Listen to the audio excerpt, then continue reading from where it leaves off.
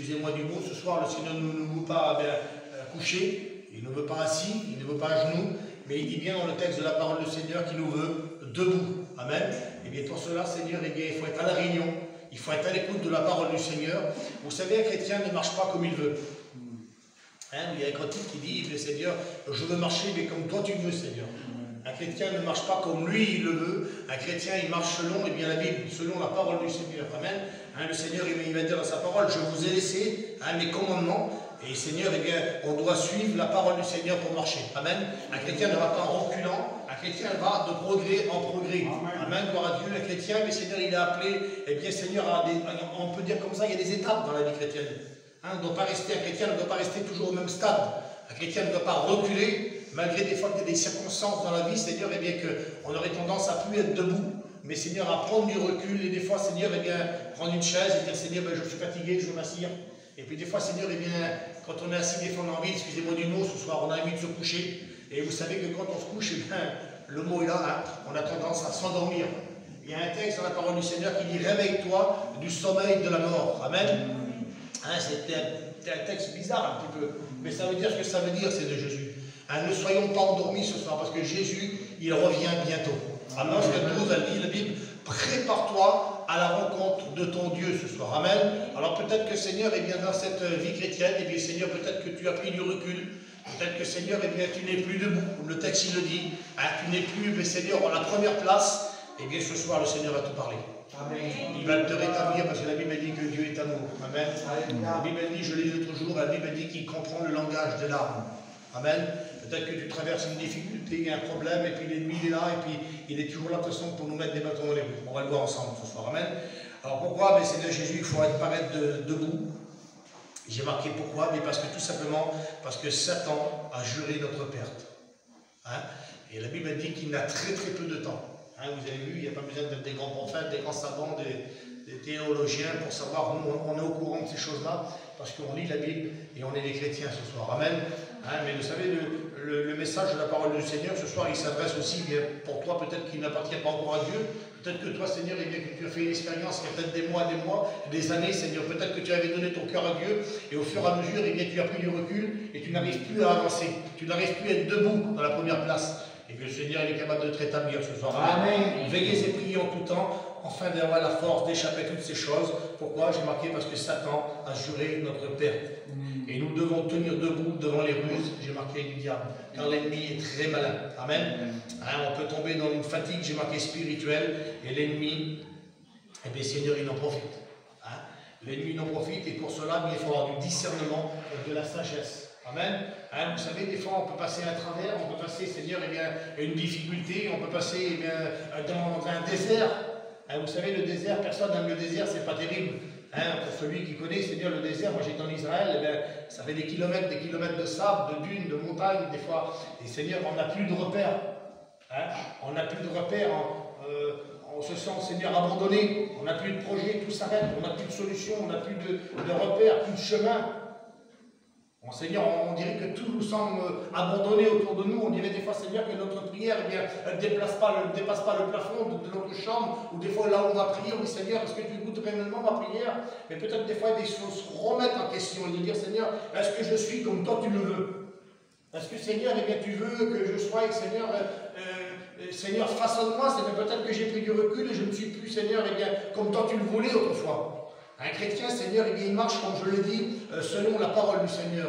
Le Seigneur, il nous veut debout. Il ne nous veut pas, Seigneur, eh bien, assis ni couché. Vous l'avez bien compris dans cette soirée. Il nous veut debout. Pourquoi? Parce que Jésus revient chercher son Église. 1 Corinthiens 15, 51, il dit que la Bible, au son de la dernière trompette de Dieu, les morts en Christ ressusciteront, comme le cantique le dit, nous les vivants, et bien nous partirons à sa rencontre. Amen. Mais pour ça, Seigneur, et bien dans cette soirée, et bien, il faut être, Seigneur Jésus, et bien être prêt pour cela.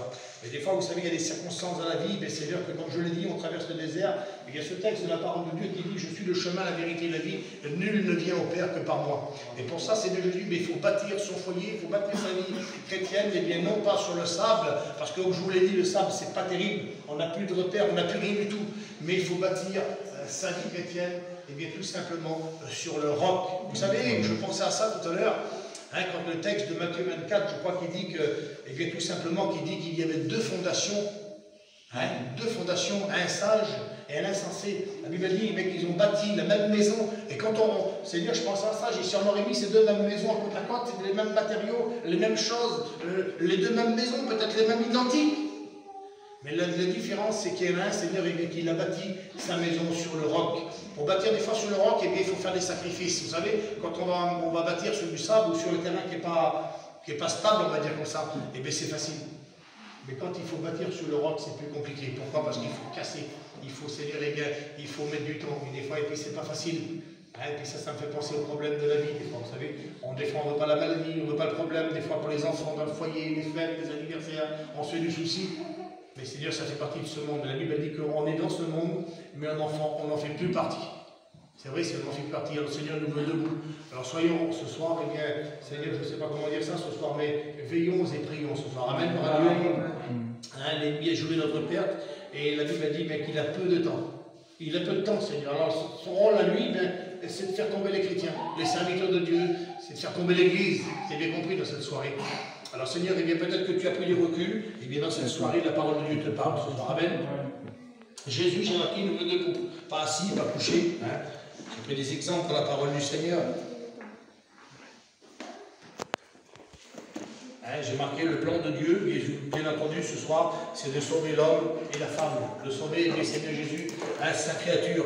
Et j'ai marqué de Corinthiens 2:11, il dit que Satan n'est pas de prise sur vous, car nous n'ignorons pas ses intentions. Hein, il l'a fait dans le désert, souvenez-vous, dans Luc 4, verset 13, qui dit, après avoir tenté Jésus, le diable se retira en attendant un moment favorable. Seigneur, il n'est pas parti, il attendait un moment favorable. Ça veut dire ce que ça veut dire, Seigneur. Hein, des fois, on prend un petit peu de recul et puis, je ne vais pas le faire, mais Seigneur, je suis fatigué, il y a la chaise qui est là, et spirituellement, vous l'avez bien compris, qu'on prend du recul. Je le répète sur les mots de cette soirée, c'est le thème de mon message. Et puis Seigneur, on n'est plus debout, on n'est plus, Seigneur, il est à la première place quand on nous appelle pour témoigner, quand on nous appelle pour chanter, quand on nous appelle, Seigneur, avec la chorale des sœurs, avec la chorale des frères, ou même des fois pour un travail, je ne sais pas moi. Seigneur, et bien des fois, Seigneur, on est fatigué dans notre vie spirituelle. Et peut-être qu'on a pris du retard. Vous savez, on peut en parler de ça, qu'on ferait un rétrograde, Seigneur Jésus. C'est pas c'est pas une personne, Seigneur, qu'on va pointer du doigt. Une personne, et bien des fois un rétrograde, c'est une personne qui a pris du recul, Seigneur, et bien avec des fois, peut-être, Seigneur, avec les problèmes de la vie, avec les problèmes de ce monde. Hein, vous savez, des fois ça peut être la maladie, des fois ça peut être dans la famille, des fois ça peut être le souci avec les uns, avec les frères, avec les sœurs. Des fois, vous savez, on est attaqué dans tous sens. C'est pour ça qu'il dit qu'après avoir tenté Jésus, le diable se retira en attendant un moment favorable, Seigneur. Et puis l'ennemi voit ça, et à ce moment-là, il attaque.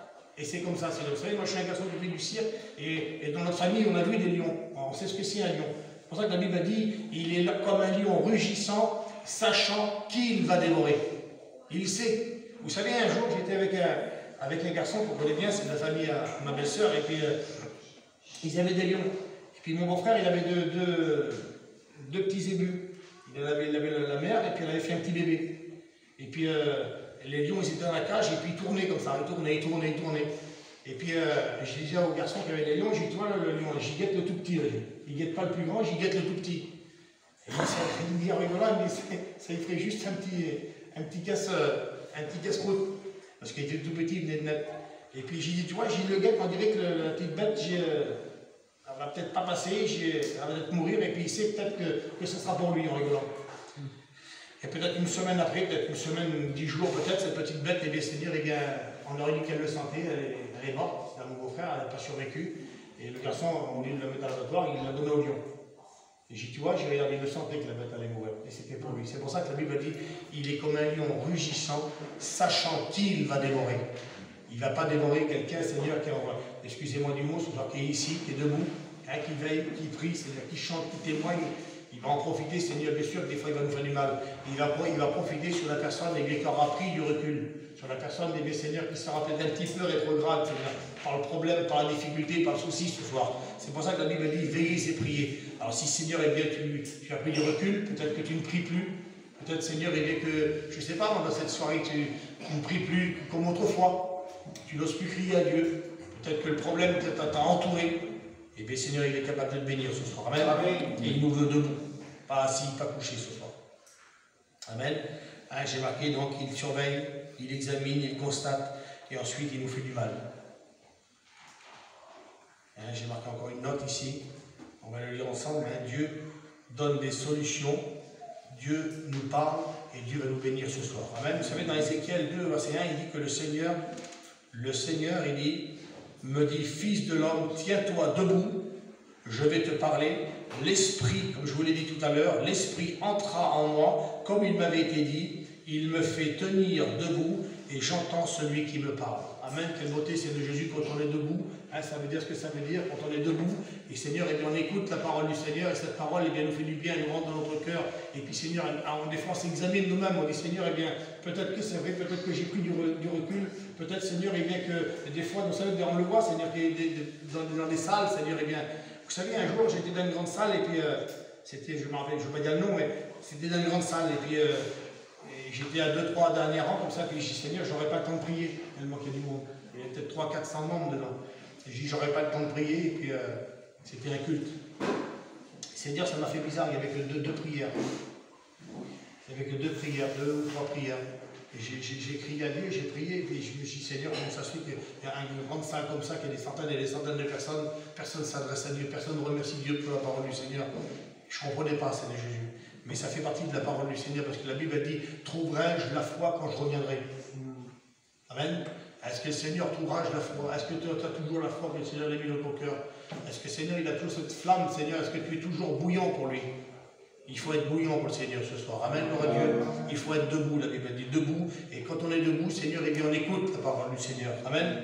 Habakkuk, il disait, lui, Habakkuk, il dit, j'étais à mon poste et je me tenais sous la tour et je veillais. Quelle beauté, c'est de Jésus. Quand on est debout, qu'on était sous la tour, et vous savez, un gardien, vous avez vu sur les prisons, dans les châteaux forts, n'importe où, il n'est pas dessous, il n'est pas derrière le mur, il est sur la tour, il veille, il examine.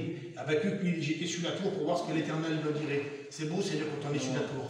À ne jamais redescendre. Vous savez, quand on descend, c'est un signe, Seigneur, eh bien, qu'on perd des forces. Mais ce soir, montons toujours à la maison de l'Éternel. Amen, gloire à Dieu. Que le nom du Seigneur soit béni, glorifié. Alors ce soir, eh bien, Seigneur, veillons et prions.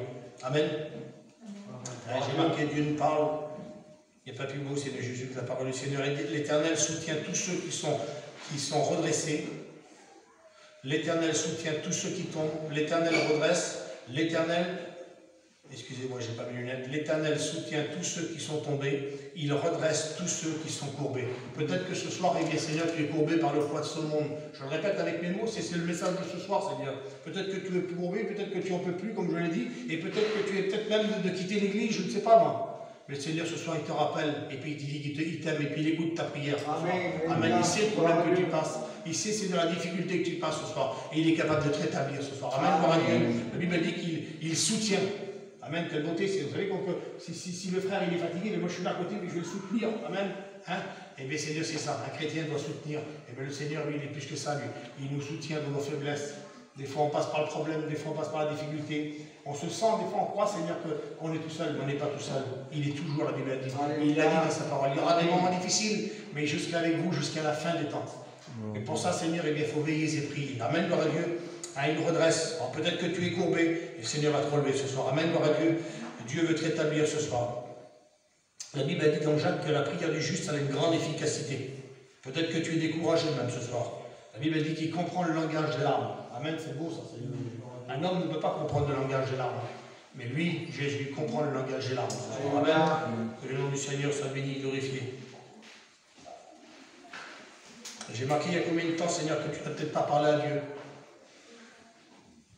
Est-ce que ça serait possible, Seigneur Jésus, que ce soir, une personne, eh bien, Seigneur, ne s'adresserait plus à Dieu? Est-ce que ce soir, ça serait possible, un chrétien qui aurait perdu, Seigneur, eh bien, de la communion, Seigneur, qui serait plus, Seigneur, debout, qui serait assis, qui serait peut-être sur le point de se coucher, Seigneur, excusez-moi du mot, ce soir, hein, Seigneur Dieu, Seigneur, eh bien, que tu ne parlerais plus, tu ne communiquerais plus, tu ne peux plus communiquer avec Dieu, que tu n'en peux plus, Seigneur Jésus. Le Seigneur, il te dit ce soir, crie à lui. Crie à Jésus ce soir, crie à pleine voix ce soir. Et le Seigneur va te bénir ce soir. Amen. Que le Seigneur soit béni et glorifié ce soir. Être debout, j'ai marqué, être un homme debout par la prière. C'est beau, c'est de Jésus. Vous savez, des fois, il y a des hommes de prière. Vous savez, moi, je ne suis pas un grand homme de prière. Je prie avec ma compagne, je prie chez moi. Vous savez, des fois, l'autre jour, je parlais avec une personne, même cet hiver, on a parlé avec des chrétiens et on s'aperçoit des fois qu'il y a des chrétiens ou des chrétiennes, c'est de Jésus qui ne prient plus ensemble. On aurait dit c'est-à-dire qu'ils ont perdu cette communion avec la compagne, avec le compagnon. Ils sont plus, Seigneur, debout à la première place. Ah, on dirait qu'il y a une petite gêne qui s'est installée. On dirait que des fois, il y a un souci qui s'est installé entre le compagnon et la compagne, Seigneur. Il n'y a pas plus beau qu'une personne qui prie avec son compagnon, une personne qui prie avec sa compagne. Il n'y a pas de gêne, Seigneur, c'est notre compagne, c'est elle qui nous soutient. Et puis nous aussi, pareil, on est là pour la soutenir. Ah, mais Seigneur, eh j'ai écouté ça fait 2-3 fois, que des fois, tu pries, frère, oui. Et j'ai dit, toi, sœur, oui. Elle dit, mais moi, des fois, j'attends que lui, il a prié. Et quand il est sorti de la caravane, eh je fais à mon tour, je prie.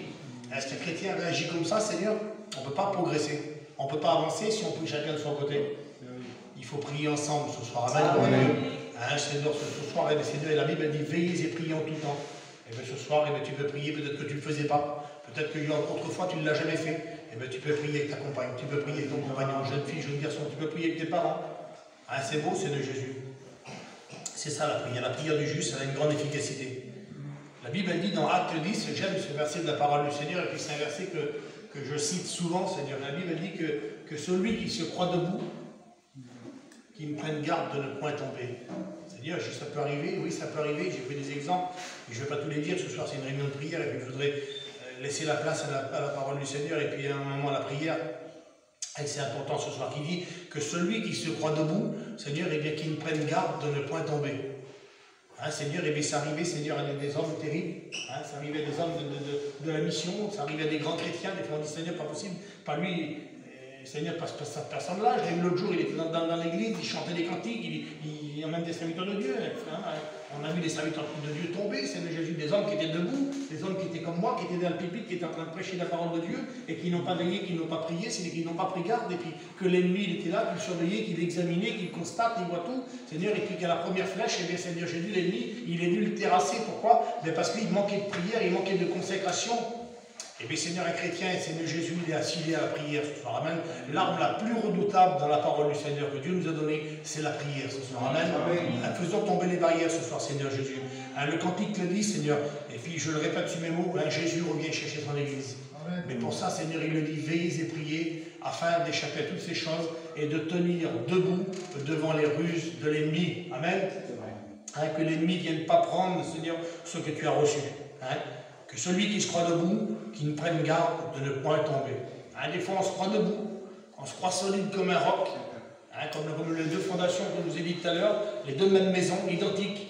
Hein, si on les regarderait, c'est-à-dire il n'y a pas de problème de maisons, deux superbes maisons, je pourrais dire. On va dire un mot comme ça. Hein. Mais c'est-à-dire la différence qui fait ces deux maisons, eh bien des fois c'est l'intérieur. Hein, des fois c'est l'intérieur de la maison. Une maison, Seigneur, mais l'autre, celui qui a creusé, qui a fait le fondement correctement, eh bien, il y a la paix, il y a la joie, il y a la patience, il y a la maîtrise, il y a de la sagesse. Et dans l'autre maison, Seigneur, il y a des querelles, il y a l'alcool, il y a la cigarette, il y a les disputes. Et Seigneur, vous savez, il y a les fêtes, des fois aussi. Est-ce que j'y vais, est-ce que j'y vais pas? T'as vu, c'est vrai, il faut dire les mots, c'est dans le message. Hein. Des fois, est-ce que j'y vais, est-ce que j'y vais pas? Il y a des endroits, Seigneur, que des fois, ben, un chrétien ne doit pas aller. Hein, vous savez, moi, je fais attention. Excusez-moi du mot, ce soir je l'ai sur mon cœur, mais il y a des endroits qu'un chrétien qui ne doit pas franchir. Vous l'avez bien compris ce soir. J'ai écouté un jour un chrétien qui disait qu'il allait en discothèque, Seigneur, pour évangéliser. Hein, vous voyez quel dérèglement qu'on a. Seigneur, eh bien, acte 10 et au verset 12, il me dit bien le verset, que celui qui se croit debout, qui ne prenne garde, frères et sœurs, de ne point tomber. Ça peut arriver, Seigneur, eh bien, à la personne la plus solide. On se croit debout, mais on peut tomber ce soir. Amen. C'est pour ça que la Bible dit veillez et priez, je le répète sur mes mots ce soir. Peut-être que tu es en train de glisser. Seigneur, il te tend la main ce soir. Amen, gloire à Dieu. Hein, vous savez, j'ai pris un exemple dans la parole du Seigneur, et puis tout le monde connaît cet exemple. Hein. C'est dans le grand discours de l'apôtre Paul, dans Acte 20, qui dit qu'il y avait un homme qui s'appelait Eutychus. Ça devait être la plus belle des réunions qu'il pouvait y avoir. Il ne devait pas y avoir plus beau, c'est une logique comme réunion. L'apôtre Paul qui prêche. Je ne sais pas, moi, si l'apôtre Paul serait là, Seigneur Jésus, je redonnais n'importe quoi pour écouter la prédication. On aurait fait à traverser la planète à pied. Et bien la Bible a dit qu'il y a un homme qui était là, Seigneur Jésus. Il était assis au bord de la fenêtre. Il était debout, comme toi ce soir, qui écoute la parole du Seigneur, qui est bien assis, qui est bien solide, qui était sur ta chaise. Tu es debout, tu es à la réunion, tu écoutes la parole de Dieu, tu chantes même peut-être des cantiques. Tu prêches, tu témoignes, La Bible dit que celui qui se croit debout, qui ne prenne garde de ne point tomber. Et Eutychus, la Bible dit qu'il était assis au bord de la fenêtre, pas loin d'ici, peut-être on va dire, ou comme le frère à côté. Et rien du tout ne l'a fait tomber. La Bible dit qu'il s'est endormi profondément, et quand il a tombé dans son sommeil, la Bible dit qu'il est tombé du 3e étage. Il est tombé, la Bible dit, comme mort. Mais Seigneur, peut-être que tu es à la réunion, peut-être que tu es assis sur ta chaise, peut-être je vais arrêter là-dessus, peut-être que Seigneur, eh bien, tu es bien, comme je dis, tu chantes, tu témoignes, pas de problème. Peut-être Seigneur, tu as peut-être un pied dans le monde, peut-être un pied dans l'église. Vous savez qu'on ne peut pas marcher avec un gravier dans une chaussure. Vous avez essayé de marcher avec un gravier dans une chaussure. On est obligé au bout d'un moment, on est obligé de s'arrêter. Ça m'arrivait, hein. Ça m'arrivait des fois même en plein mille. Moi, je m'imagine un petit trottoir, je m'arrête. Ah, ben, j'enlève le gravier, je ne peux pas continuer. Eh bien Seigneur, on ne peut pas continuer comme ça. Alors, à un moment donné, il faut faire un examen. Il faut dire, j'enlève ce petit gravier qui m'empêche de marcher. Alors toi, tu le sais, c'est le Jésus ce qui t'empêche de marcher. Peut-être que tu le sais, ce qui t'empêche, c'est de te tenir debout dans la réunion. Eh bien, Tichus, la Bible dit qu'il était au bord de la fenêtre. Et peut-être que toi, Seigneur, tu es au bord de la fenêtre et peut-être qu'il y a un simple courant d'air pourrait te faire tomber. Alors ce soir, la Bible dit, mais prends garde, mon frère, prends garde, ma soeur. Veille et prie, la Bible dit. Peut-être que tu es sur le point de tomber dans cette soirée. Le Seigneur, il te tend la main. Il te dit ce soir, veille et prie ce soir. Amen, gloire à Dieu. Ah, je pense qu'on va s'arrêter là-dessus. J'avais plein d'exemples, c'est de Jésus. Ah, j'avais pris Amos 5, au verset 19, qui dit « Je serai comme un homme qui fuit devant un lion et qui rencontre un ours, et qui gagne sa demeure, qui appuie sa main sur la muraille et qui mord un serpent. » Seigneur Jésus, quelle triste fin. Hein, vous serez comme un lion, je le répète. Hein, vous serez comme un homme qui fuit devant un lion. Hein, David, il n'y avait pas de problème. David, il avait fui le lion. Il ne fuyait pas les lions, David, lui. David, quand David a dit quand il y avait un lion qui venait attaquer les petites brebis, là c'était un berger qui était. C'était un berger terrible. David, il prenait soin de ses petites brebis. La Bible dit quand un lion il venait, il prenait le lion, là, il prenait la petite brebis, il sauvait sa petite brebis, il lui faisait du mal. La Bible dit quand un ours venait, il se battait avec. Il n'était pas bien grand, David. La Bible dit que c'était pas un grand homme, hein, mais il n'avait peur de rien. Et David, quand il est rentré chez lui, hein, vous connaissez, je ne veux pas dire ce qu'il a fait, Seigneur, c'est pas dans le thème du message ce soir. Et la Bible dit, quand il était chez lui, Seigneur, après s'avoir endormi, il se réveille, la Bible dit, et puis tout tranquillement, il était là, dans son appartement, il se promène sur sa terrasse, et il a vu des choses qu'il ne fallait pas voir. Et l'ennemi en a profité, comme je l'ai dit tout à l'heure. L'ennemi en a profité, et il l'a fait tomber. Un homme selon le cœur de Dieu. C'était pas n'importe qui, David, c'était un homme qui était debout, comme moi, là, derrière la parole de Dieu, c'était pas n'importe qui, c'était l'homme selon le cœur de Dieu. Il a fui devant un lion, il a fui devant un ours, et il s'est fait piquer par cette petite vipère de rien du tout, dans sa propre maison, David. Et bien c'est ce que le texte dit là, Amos 5, au verset 19. Vous serez comme un homme qui fuit devant un lion, qui rencontre un ours, pas de problème, il ne fait pas peur. Il gagne sa demeure. Un michto, le lion ne m'a pas fait peur. Hein. L'ennemi avec les flèches, la carapace a été bien huilée. Pas de problème. L'ours, encore moins, l'ours nous représente le monde. Et tout ce qui est convoitise, tout ce qui va dedans, les fêtes, l'alcool, les anniversaires, prenez tout ce que vous voulez ce soir. La cigarette, toutes ces choses-là, Seigneur. L'ours nous représente le monde. Hein, le lion nous représente Satan. Et la petite vipère qui est arrivée, personne ne l'a vu arriver. Qu'est-ce que ça peut nous représenter, la petite vipère? Hein, je vais m'arrêter là-dessus, puis on va prier le Seigneur. Hein, quelqu'un peut me dire ce qui représente la petite vipère, des fois, on ne la voit pas. Et bien des fois, c'est dans le foyer, des fois. Des fois, il y a une anomalie dans le foyer. Lui, il gagne sa demeure, il est chez lui, la Bible dit, et qu'il appuie sa main, il a fermé la porte, il a appuyé sa main contre la maison, regarde. Ça y est, je suis arrivé, je suis tranquille. Et une petite vipère de rien du tout lui est arrivée, et a tué cet homme. Pourquoi? Parce qu'il n'a pas veillé, il n'a pas prié. Et des fois, Seigneur Jésus, c'est pas dans le monde, des fois, c'est pas, Seigneur, avec Satan, des fois, c'est pas toujours la faute du diable. Vous savez, on dit souvent, c'est la faute de Satan. Si je suis tombé, c'est de la faute de Satan que l'autre t'a attaqué, c'est la faute. Et si tu n'avais pas été, si tu n'aurais pas fait, si tu n'aurais pas dit, si tu n'aurais pas mené d'une conversation qu'il ne fallait pas, si tu n'as pas fait ceci, si tu n'as pas fait cela, toi tu sais ce que tu l'as fait. Mais ce n'est pas de la faute de Satan. Et des fois, une toute petite vipère de rien du tout peut nous faire du mal, peut nous faire tomber. Alors ce soir, Seigneur, peut-être qu'il n'y en a pas, Seigneur, peut-être que je me trompe ce soir. C'est peut-être un message d'avertissement. Mais la Bible dit, veillez et priez en tout temps. Parce que le texte dit, elle est là. C'est le texte du départ. L'esprit nous fait tenir debout, c'était le thème du message. Luc 21, 36, il dit veillez en tout temps, afin d'échapper, et que vous ayez la force d'échapper à toutes ces choses qui arriveront et de paraître debout devant le Fils de Dieu. Hein, Seigneur, ça serait dommage, Seigneur, il vient peut-être d'une vie chrétienne de 5 ans, 10 ans, 15 ans, peut-être, je ne sais pas moi, et puis qu'à la dernière minute, Seigneur, tu loupes le départ. Quel dommage. Vous savez, je vais vous dire une petite histoire, là, 2 minutes. Hein. Et ensuite, on va prier le Seigneur, je ferme la Bible. Je vous dis une petite histoire. Un jour, Hein, c'était un matelot, je ne sais pas si je vous l'ai déjà raconté ici. C'était un matelot, c'était un petit gavelot qui était tout jeune, il devait avoir quoi? Il devait avoir 18 ans, je crois. L'histoire nous dit, c'est une histoire vraie. Hein. Et cette petite histoire nous dit que c'était en 1940, et puis on prend ce petit soldat là, et puis on le met sur un grand navire immense. Hein. Et puis lui, il est là, il est tout tremblant, loin de ses parents, loin de sa famille, et puis il se demande qu'est-ce qui va y arriver. Vous comprenez bien? Il y avait des milliers de morts à l'époque. Hein.